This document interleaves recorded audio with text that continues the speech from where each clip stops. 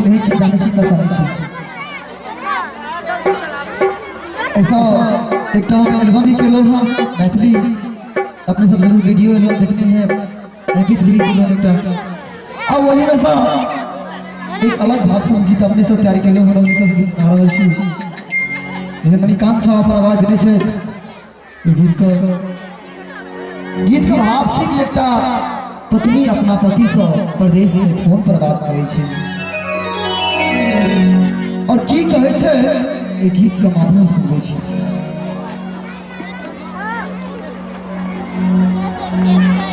डिबिया में तेल बिना बाती जलई छे डिबिया में तेल बिना बाती जलई छे अबियो ने गाम पिया हो चुकी छे अबियो ने गाम पिया घर चुकी छे डिबिया में तेल बिना बाती जलई छे डिबिया में तेल बिना बाती जलई छे अबियो ने गाम पिया घर चुकी छे अबियो ने गाम पिया घर चुकी छे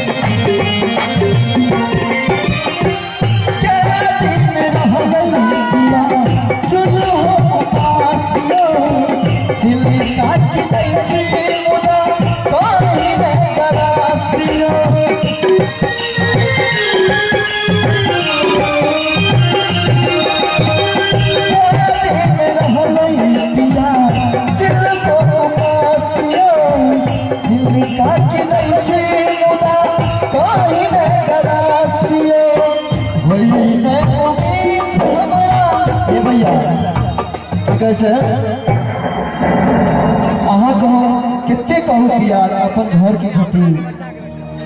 घर में एगो रुपया नहीं है कि हम बउआ के कुछ खिया पिया दू भूख से ननका काने छे उहो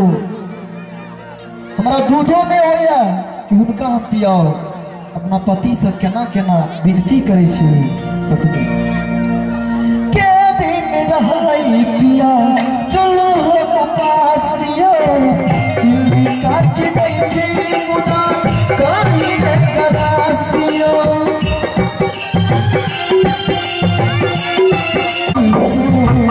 भूली न उम्मीद हमरा कनियो लगई छे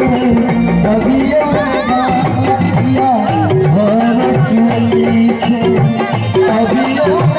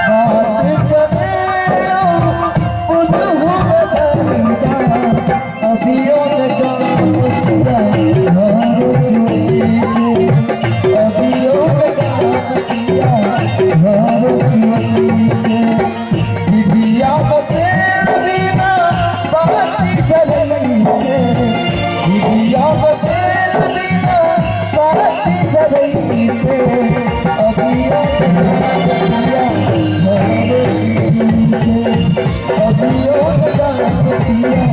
भर अभियो लगात पिया